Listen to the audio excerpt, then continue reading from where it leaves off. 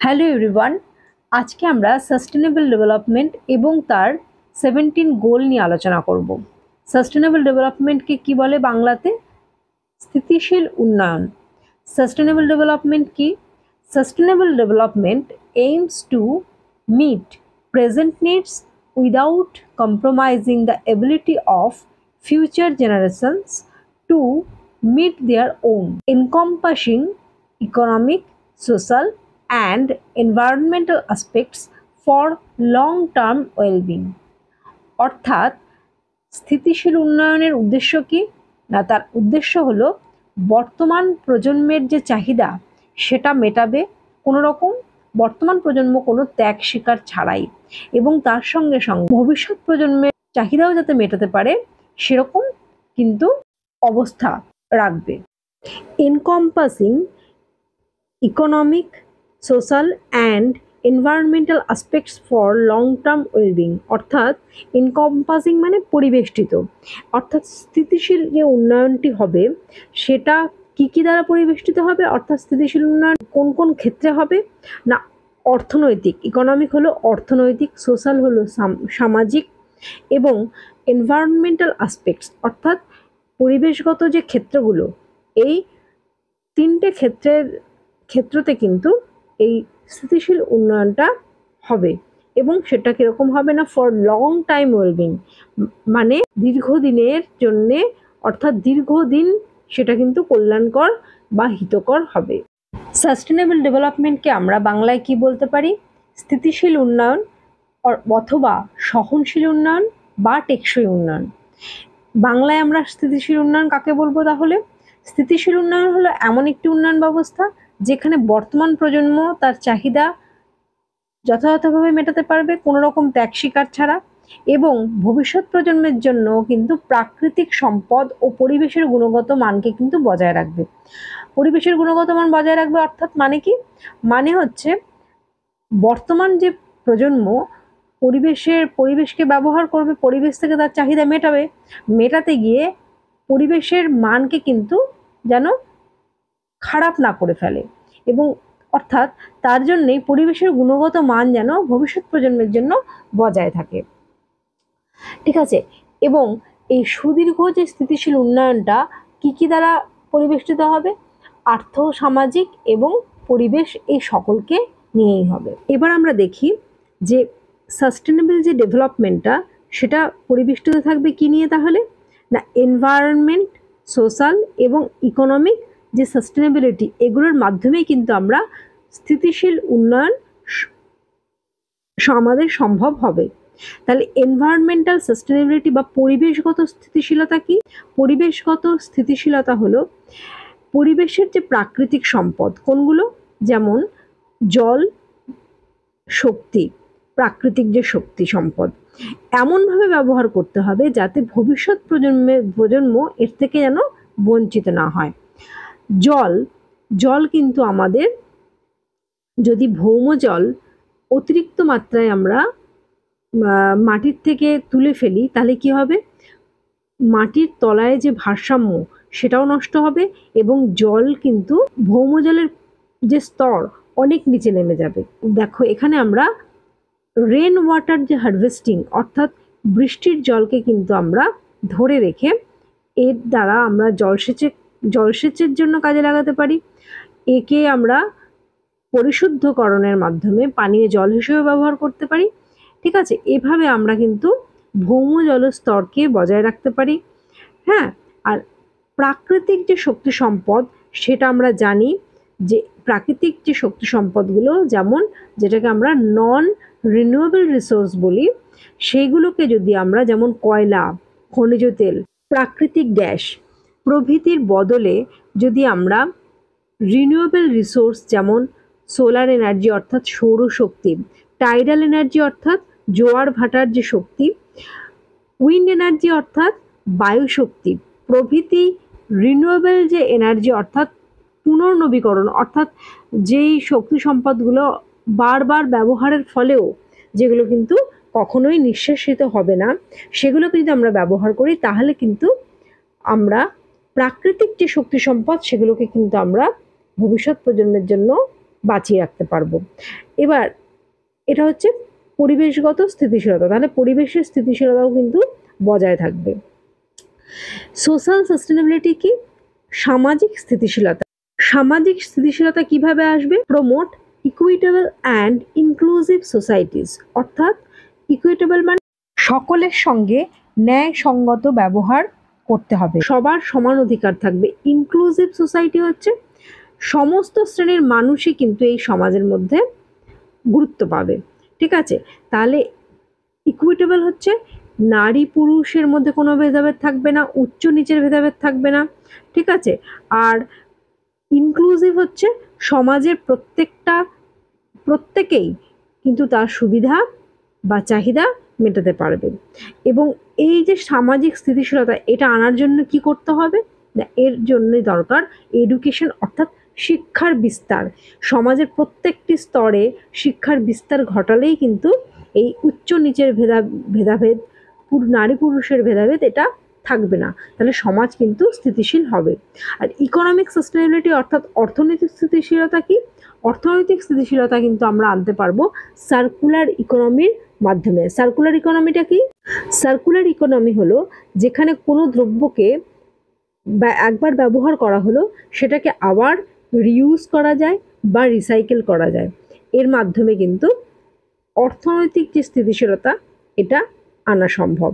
এবং পরিবেশও এর দ্বারা কিন্তু অনেকটা পরিবেশের উপরেও ক্ষতিকর প্রভাব কিন্তু কম পড়বে, দ্রব্যের অপচয়ও কম হবে। তাহলে আমরা কি দেখলাম যে সাস্টেনেবল যে ডেভেলপমেন্ট এটা তিনটে আসপেক্ট দ্বারা পরিবেষ্টিত: এনভায়রনমেন্ট, সোশ্যাল এবং ইকোনমিক। এবং এই তিনটে ক্ষেত্রই কিন্তু ইন্টারকানেক্টেড, অর্থাৎ পরিবেশের যদি স্থিতিশীলতা আসে তবেই সামাজিক স্থিতিশীলতা আসবে। কেন? যদি পরিবেশ স্থিতিশীল হয় তাহলে সমাজও স্থিতিশীল হবে, এবং স্থিতিশীল সমাজেই কিন্তু ইকোনমিক অর্থাৎ অর্থনৈতিক স্থিতিশীলতা আসবে। এবার আমরা সাস্টেনেবল ডেভেলপমেন্টের 17টি গোল নিয়ে আলোচনা করব। সাস্টেনেবল ডেভেলপমেন্ট গোল 2015 থেকে 2030 সালের মধ্যে এই গোলগুলিকে ফুলফিল করার জন্য বলা হয়েছে। এসডিজি বা সাস্টেনেবল ডেভেলপমেন্ট গোল এর আগে মিলেনিয়াম ডেভেলপমেন্ট গোল ছিল, যেটা ছিল 2000 থেকে 2015 সাল পর্যন্ত, এবং এরপর 2015 থেকে 2030 সাল পর্যন্ত সাস্টেনেবল ডেভেলপমেন্ট গোল 17টা গোল নেওয়া হয়েছিল। এবার আমরা দেখব যে সাস্টেনেবল ডেভেলপমেন্ট গোল যে নেওয়া হয়েছিল তার ব্যাকগ্রাউন্ডটা কি, কিভাবে এটা এলো। দেখো, 2012 সালে United Nations conference on sustainable development হয়েছিল রিও ডি জেনিরোতে। যেই কনফারেন্সে এটা ডিসাইড হয়েছিল যে সাস্টেনেবল ডেভেলপমেন্টের জন্য, অর্থাৎ চিরস্থায়ী বা স্থিতিশীল যে উন্নয়ন হবে তার জন্য কতগুলো লক্ষ্যমাত্রা বা গোল স্থির করা দরকার।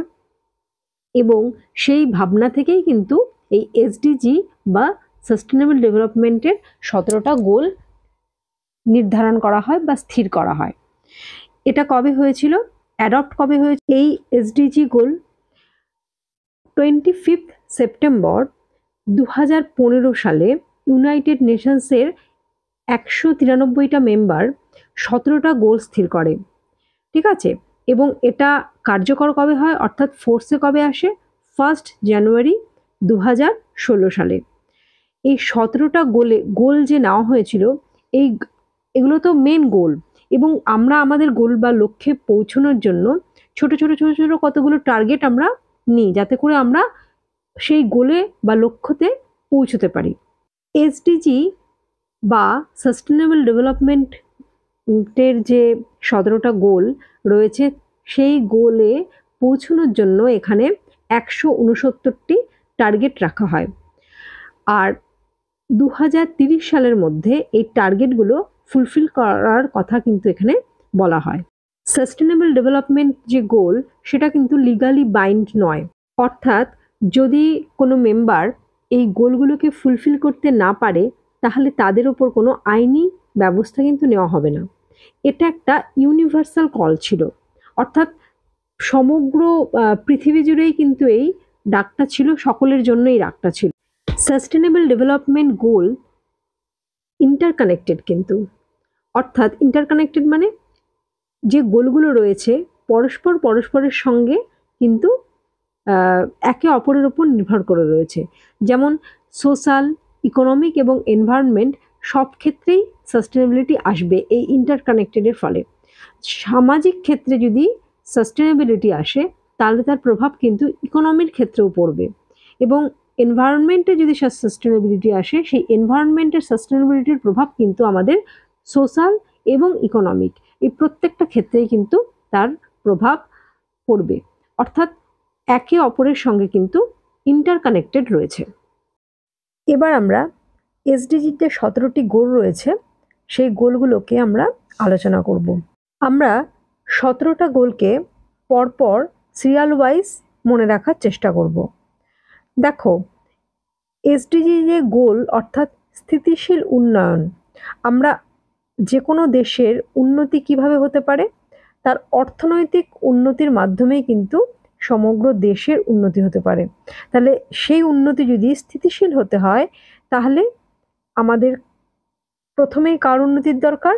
অর্থ উন্নতির দরকার। অর্থাৎ যদি অর্থ আসে তাহলেই আমাদের ফার্স্ট নাম্বারের যে গোল, অর্থাৎ কোনো পভার্টি বা দারিদ্রতা থাকবে না। তাহলে অর্থ আসলেই কি হবে? কোনো পভার্টি বা দারিদ্রতা থাকবে না। যখন তাদের কাছে অর্থ আসবে তখন পভার্টি থাকবে না, তখন তারা কি হবে না, তাদের জন্য খাদ্য কিন্তু তারা জোগাড় করতে পারবে। অর্থাৎ সেকেন্ড নাম্বার গোল হচ্ছে নো হাঙ্গার। এরপরে আমরা থার্ড নাম্বার গোল, যখন হাঙ্গার থাকবে না অর্থাৎ যখন ক্ষুধা থাকবে না তখন আমাদের স্বাস্থ্য উন্নতি হবে, অর্থাৎ গুড হেলথ অ্যান্ড ওয়েলবিং। 4 নম্বর গোল হচ্ছে, এবার আমাদের পভার্টি চলে গেল। 2 নম্বর হচ্ছে আমরা ক্ষুধার্ত আর রইলাম না, যেহেতু আমাদের খিদে মিটে গেল, আমাদের স্বাস্থ্যের উন্নতি হলো।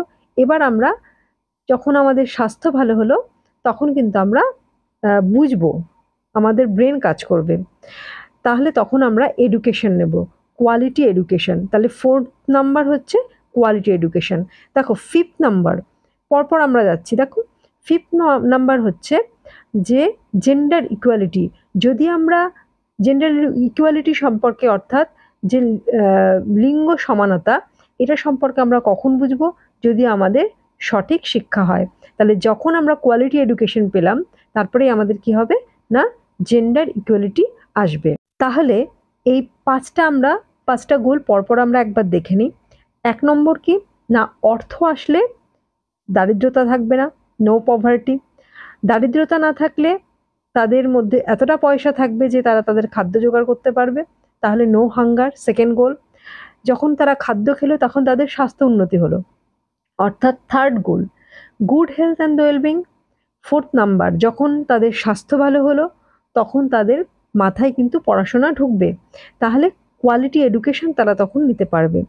5th নাম্বার কি, এডুকেশনের মাধ্যমে তাদের মধ্যে কিন্তু একটা বিচার ক্ষমতা আসবে এবং তারা জেন্ডার ইকুয়ালিটি সম্পর্কে তাদের কিন্তু জ্ঞান হবে।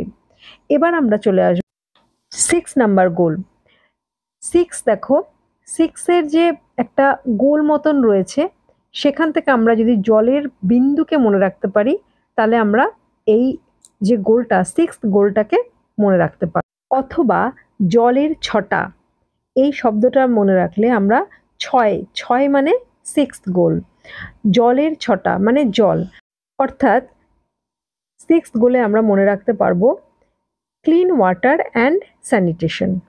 7th গোল হলো affordable and clean energy. Affordable মানে সস্তা, এবং ক্লিন এনার্জি হচ্ছে যেই এনার্জিতে কিন্তু কোনো পলিউশন হয় না, যেমন সোলার এনার্জি বা সৌরশক্তি থেকে পাওয়া বিদ্যুৎ শক্তি।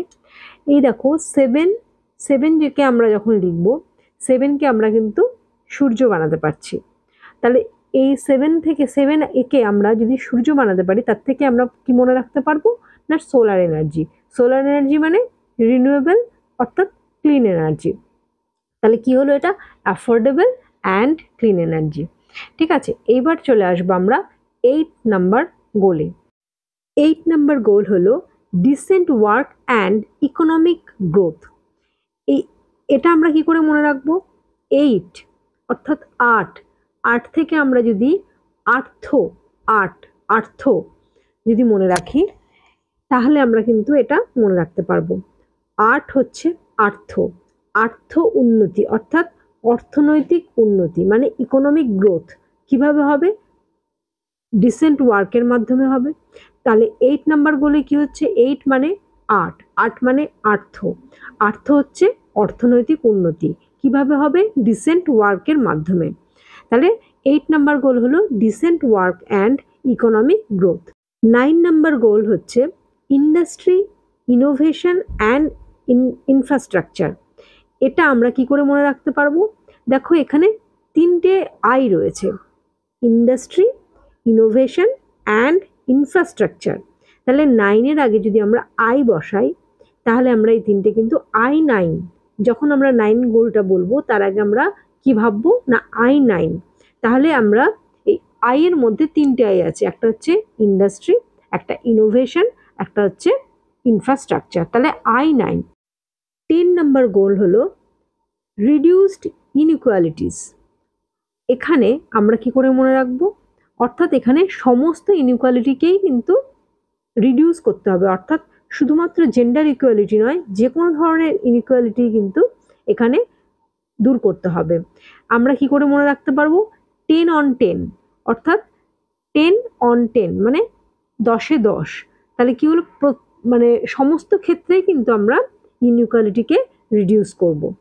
তাহলে 10 on 10, তাহলে কি হবে? 10 on 10 মানে সকল ক্ষেত্রে ইনইকুয়ালিটি আমরা দূর করব। 11th গোল কি?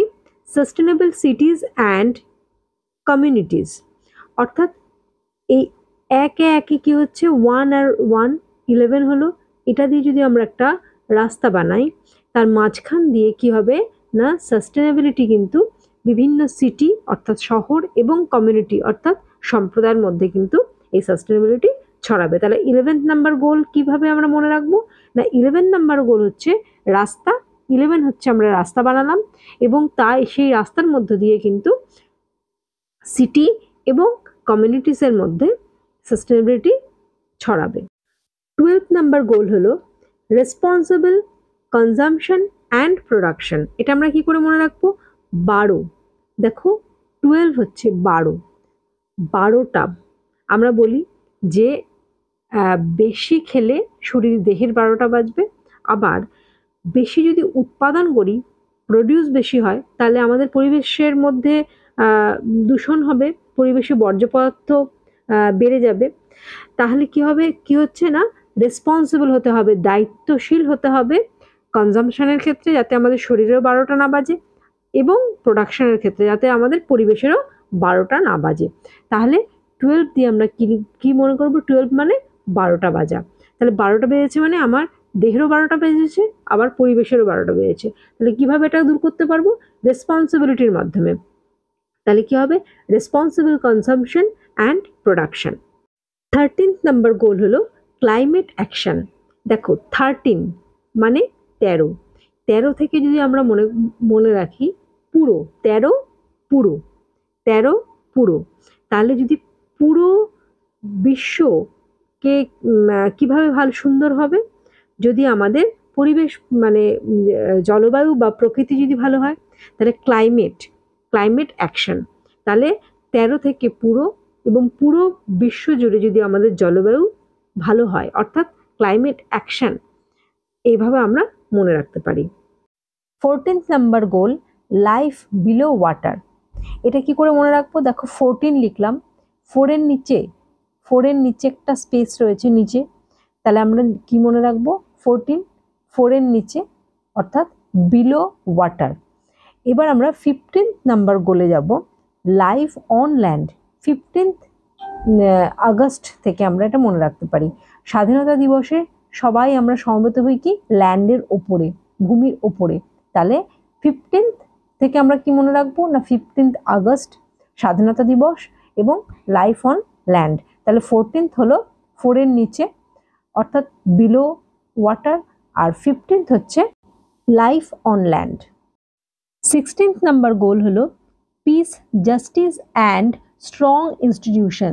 16 থেকে 16 বছর বয়সে আমরা বিচার করতে শিখি। এর থেকে আমরা মনে রাখবো 16 অর্থাৎ 16 বছর বয়স সে আমরা পিস, জাস্টিস এবং স্ট্রং ইনস্টিটিউশনস এগুলো আমরা বুঝতে পারি। লাস্ট গোল হলো 17th গোল হচ্ছে পার্টনারশিপস ফর দ্য গোলস। তার মানে যতগুলো 16 যে গোল আমরা পড়লাম সেই 16 গোলকে আমরা যদি অ্যাচিভ করতে চাই তাহলে আমাদের সকলকে সমবেত হতে হবে। অর্থাৎ এর থেকে আমরা মনে রাখবো কি না, লাস্ট গোল কি না, বাকি যে গোলগুলোকে সেই গোলগুলোকে ফুলফিল করার জন্য কি করতে হবে না, আমাদের সকলকে সমবেত হতে হবে, অর্থাৎ পার্টনারশিপ নিতে হবে, সকলকে হাতে হাত রাখতে হবে। তাহলে আমাদের গোল, আমরা কিন্তু এই সমস্ত গোলগুলোকে ফুলফিলের করতে পারবো। তাহলে 17th গোল হচ্ছে পার্টনারশিপস ফর দ্য গোলস। এবার আমরা পুরো 1 থেকে 17 গোল সমস্তটা একবার দেখে নিচ্ছি। ফার্স্ট নাম্বার গোল হচ্ছে অর্থ যখন এলো তখন পভার্টি থাকলো না। পভার্টি যখন মানে দারিদ্রতা যখন থাকলো না তখন ক্ষুধা মিটলো। ক্ষুধা মেটার ফলে কি হলো না, থার্ড নাম্বার গোলে হেলথ ভালো হলো। হেলথ ভালো হওয়াতে এডুকেশন নিতে পারলো। এডুকেশনের মাধ্যমে জেন্ডার ইকুয়ালিটি বুঝতে পারলো। তারপর আমরা, এটা হচ্ছে 1 to 5th গোল আমরা পড়লাম। এবার 6 থেকে 6-এর যে একটা গোলটা রয়েছে সেখান থেকে আমরা জলের বিন্দুকে মনে রাখতে পারি বা জলের ছটা, অর্থাৎ 6 মানে 6th গোল। আর জল হচ্ছে ওয়াটার, মানে ক্লিন ওয়াটার অ্যান্ড স্যানিটেশন। 7 থেকে আমরা কি বানিয়েছিলাম, সূর্য হচ্ছে ক্লিন এনার্জি, তাহলে অ্যাফোর্ডেবল অ্যান্ড ক্লিন এনার্জি। 8 থেকে আমরা আর্ট, অর্থাৎ আর্থ উন্নতি মানে অর্থনৈতিক উন্নতি, কিসের মাধ্যমে, ডিসেন্ট ওয়ার্কের মাধ্যমে। 9-এর আগে আমরা একটা আই বসিয়ে দেবো, তার মানে 3টে আই আছে, ইন্ডাস্ট্রি, ইনোভেশন অ্যান্ড ইনফ্রাস্ট্রাকচার। 10 হচ্ছে 10 on 10 মানে সর্বক্ষেত্রে ইনইকুয়ালিটিকে দূর করতে হবে, ঠিক আছে। 11 নাম্বার হচ্ছে রাস্তা, 11 হচ্ছে রাস্তা, তার মাঝখান দিয়ে আমরা কোথায় পৌঁছবো না, সিটিজ এবং কমিউনিটিসের মধ্যে সাস্টেনেবিলিটি আসবে। 12th গোল হচ্ছে রেসপন্সিবল কনজাম্পশন অ্যান্ড প্রোডাকশন, অর্থাৎ 12টা বেজেছে কিসের না, শরীরের এবং পরিবেশের, ঠিক আছে। তার মানে হচ্ছে রেসপন্সিবল হতে হবে কনজাম্পশনের ক্ষেত্রে, নিজেদের কনজাম্পশনের ক্ষেত্রে এবং প্রোডাকশনের ক্ষেত্রে, যাতে পরিবেশ সে বর্জ্য পদার্থ না বেড়ে যায়। 13 অর্থাৎ পুরো মানে সমগ্র বিশ্বতে কি হবে না, সুন্দর কীভাবে হবে, ক্লাইমেট যদি ভালো হয় তার মানে ক্লাইমেট অ্যাকশন।